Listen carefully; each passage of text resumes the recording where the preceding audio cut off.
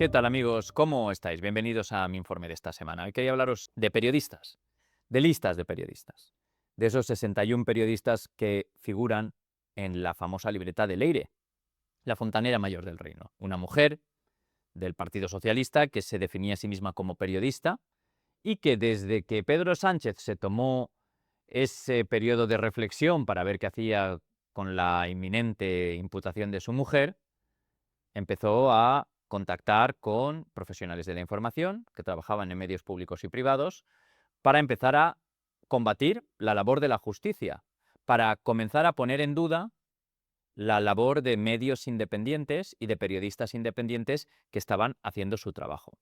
Yo creo que esto es un movimiento tectónico en el periodismo patrio.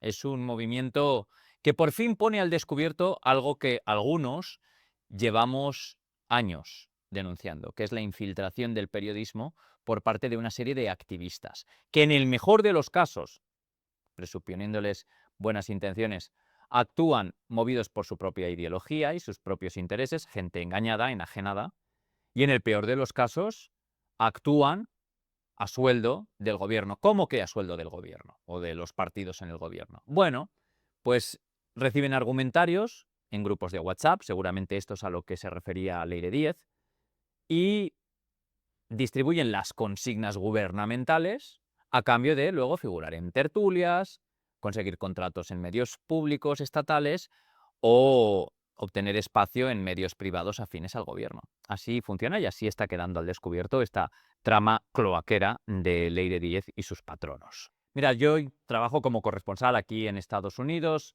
he sido sobre todo en mi vida profesional corresponsal, pero pasé unos 4 años y medio interesantes en Madrid como director adjunto del periódico El País con Antonio Caño, un gran periodista que se encargó de la dirección de ese periódico durante un periodo en el que intentamos desideologizar la cobertura, llevarlo todo un poco más a la imparcialidad, al centro, a la independencia, a la equidistancia.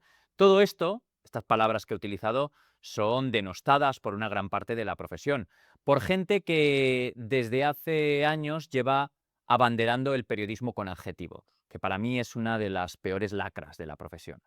Cuando veáis periodismo adjetivado con algo, huid. Me refiero a periodismo ciudadano, periodismo justiciero, periodismo comprometido, periodismo compasivo, periodismo, al final, que mezcla las ideas y las causas políticas de quien lo ejerce con el ejercicio del oficio. Y este ejercicio del oficio es muy sencillo. Siempre cito a Cebrián, Juan Luis Cebrián, uno de los fundadores del País, y que le escuché una vez algo que me resultó interesante y que me parece que debería regirnos a todos los periodistas, ¿no? Que es el hecho de que nosotros como colectivo administramos un derecho que no nos pertenece, sino que le pertenece a la sociedad. Es decir, el periodismo cumple una función esencial en democracia, que es mantener a la sociedad informada. La mantiene informada trasladándole hechos y esa sociedad toma una serie de decisiones políticas, vota, no vota, se manifiesta, no se manifiesta, lo que sea. Pero claro, ahí está una labor crucial. Lo que pasa es que el periodismo en España no está colegiado. No tenemos un colegio de periodistas que permita el acceso a la carrera como sucede en otros países, ¿no? Y el periodismo se rige por sus propias normas, como un sector eminentemente privado, ¿no? Entonces, esto hace que pueda estar infiltrado de activistas y operadores políticos, tanto en el sector privado como en el sector público. Eh, ¿A qué me lleva esto? Pues a que esto le ha facilitado la labor a Pedro Sánchez, al gobierno y sobre todo a Leire Díaz. Hacer una lista de periodistas, infiltrarse en determinadas redacciones y empezar a partir de ahí a facilitar la publicación de análisis, piezas que vayan en contra de lo que los jueces están haciendo.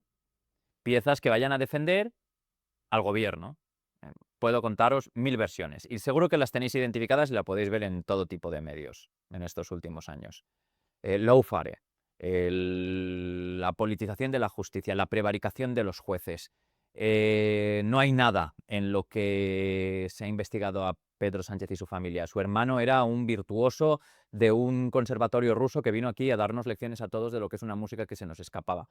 La mujer no de ningún modo estuvo en ningún tipo de tráfico de influencias, como está investigando la justicia. Es todo un montaje por parte de las cloacas al servicio del PP y de Vox. El expresidente del gobierno Zapatero solo hacía el bien en Venezuela y esas joyas que tenía eran unas alhajas que probablemente compró en un paseo marítimo de Benidorm. Está claro por dónde ha ido esa campaña que inició Leire y que ahora ha sido descubierta y que queda completamente al descubierto. La movilización de recursos del Estado para generar influencia, estados de ánimo, estados de opinión.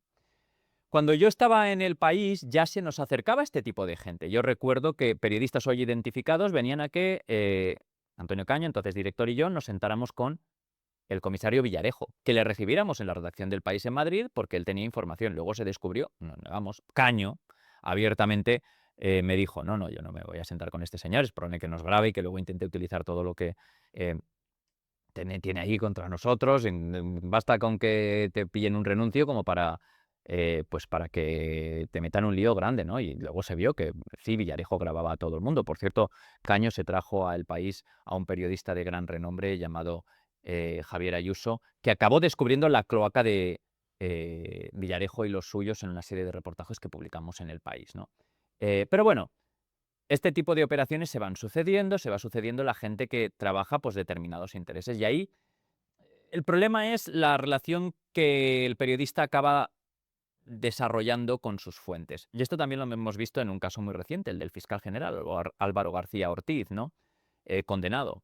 Está claro que un periodista pues tiene que publicar información y a veces tienes que sentarte a conversar hasta con el diablo para que te den documentos, para que te den fuentes, para que te den información, ¿no? Esto es importante y esto sucede en democracia, ¿no? Lo que pasa es que muchas veces los periodistas que no entienden esto bien acaban desarrollando relaciones de amistad, de supeditación, a veces de dependencia.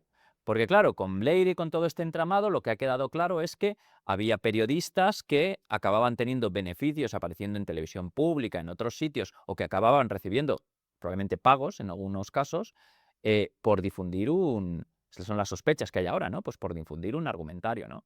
En el caso del fiscal general del que os hablaba ahora, lo que hemos visto es que ha habido periodistas que han corrido, en lugar de fiscalizar al poder, en lugar de ir a controlar lo que se decía y lo que se hacía en el poder delictivo, como ha quedado demostrado, porque ha habido una condena de por medio, fueron al juicio a testificar a favor del condenado. Ahí ha habido periodistas que venían de la cadena SER, del periódico El País, en el que yo trabajé, del diario.es, a defender al que finalmente fue condenado y a criticar a la justicia por la OFALE, ¿no? Que es de lo que se le acusa ahora cuando uno no está de acuerdo con lo que se dictamina, ¿no? Estamos viendo como os decía, un movimiento tectónico en el que queda al descubierto cómo una gran parte de la profesión ha actuada por intereses políticos, movilizada por el poder, para defenderse y para perpetuarse.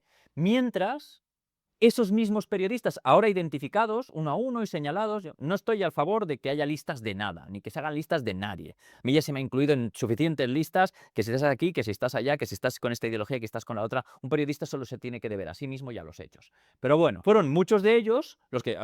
es muy sencillo ir a identificar cuáles son los firmantes del famoso manifiesto en contra del golpismo mediático y judicial. Aquel manifiesto que, paralelamente al nacimiento de esta cloaca de Leire y sus socios, se firmó en contra de la labor de periodistas que estaban investigando al poder, a los ministros, a los secretarios de la organización del PSOE y a los familiares del presidente, sospechosos de estar implicados en delitos, investigados por la justicia. Ahí está ese indigno manifiesto contra el golpismo mediático y judicial, y ese es uno de los primeros movimientos en falsos que hace este colectivo, ¿no? Que es dejarse tan al descubierto. Pero claro, aquí el problema es que muchos de ellos están en los medios públicos. El problema es que se ha convertido a Televisión Española, la televisión estatal, en muchas ocasiones un vehículo de defensa del poder. Es que hemos visto a periodistas en los que yo he coincidido en algunos medios, como la cadena SER, como Javier Ruiz o Jesús Cintora, pasando a la defensa abierta, descarnada, de los intereses del presidente del gobierno y de su familia y de sus allegados. En los medios públicos, pagados por todos, ¿no? Yo siempre lo digo, se criticaba tanto al Partido Popular durante la etapa de Mariano Rajoy y la dirección de Televisión Española, cuando si a cualquiera a cualquiera de los que estaban entonces, gente muy profesional en televisión española, se le hubiera ocurrido hacer un 0,0001% de lo que estamos viendo hoy en televisión española, vamos, hubiéramos tenido viernes negros, lunes negros, martes negros, hubiera habido scratches hasta en lo alto del pirulí. De verdad. Yo vi algunos de esos scratches contra gente muy profesional, que hacía su trabajo, que informaba de los casos de corrupción del PP, como se informaba de los casos de corrupción del Partido Socialista. ¿Qué pasa? Volviendo a mi etapa en el país, cuando intentas llevar un poco las cosas al centro, a la equidistancia, al no mojarse con nadie, al tratar a todo el mundo igual, a todo el mundo igual, a todo el mundo igual, desde el Partido Socialista hasta los bilduetarras, hasta los independentistas catalanes, a Vox, al PP, a informar de todo el mundo igual, de lo que hacen, lo que no hacen, si hay sospechas de delito en algo de lo que hagan, informar, informar y punto, ¿no? Se nos acusaba de estar llevando al país a la derecha. No, en absoluto. Lo que estábamos intentando era despojarle de determinados tics ideológicos, ¿no? Y de periodismo cada vez más pervertido, ¿no? Que es el periodismo siempre de causa, el periodismo siempre que tira, pues en España, a la izquierda, ¿no? A la defensa de determinadas causas que el periodismo tenía que ser feminista, ecologista, a favor de los inmigrantes, a favor de los palestinos en el conflicto, en contra de Estados Unidos. Bueno, está claro, ¿no? Cuáles han sido las casillas que durante el periodo de la transición se han establecido en determinados medios. Pero no acepto ninguna de esas críticas, porque siempre lo hablo con Caño, el que era director del país. Le dio caño a Mariano Rajoy y al gobierno del Partido Popular hasta en el carné de identidad.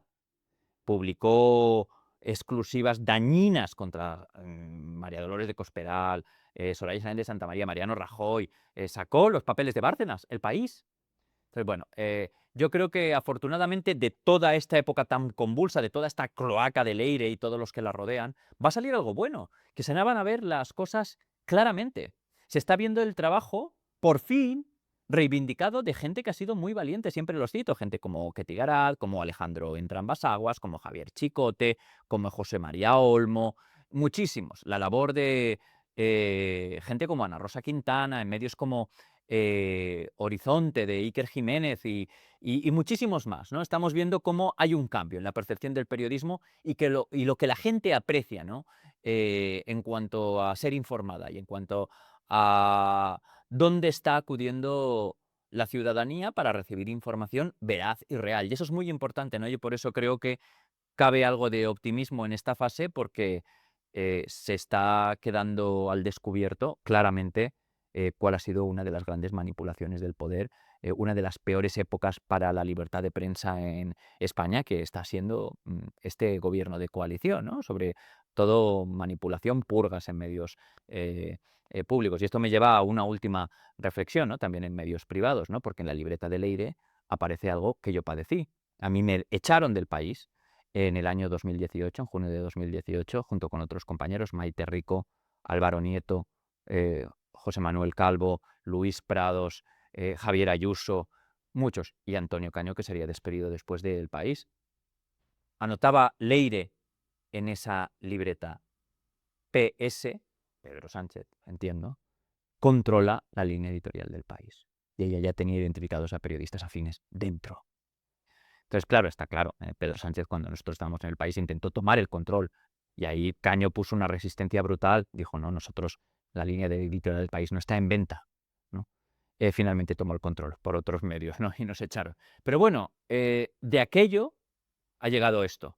De aquellas manipulaciones, de aquella forma de tomar el control de medios privados y medios públicos, finalmente todo ha quedado al descubierto, ¿no? Así que, como en todo en la vida, cuanta más transparencia, mejor. Lo único que esto me lleva es a tener más ganas de informar, a seguir siguiendo la pista de escándalos de todo tipo. Aquí en Estados Unidos hay una clara derivada del asunto Zapatero, con el clonado de los teléfonos móviles y demás.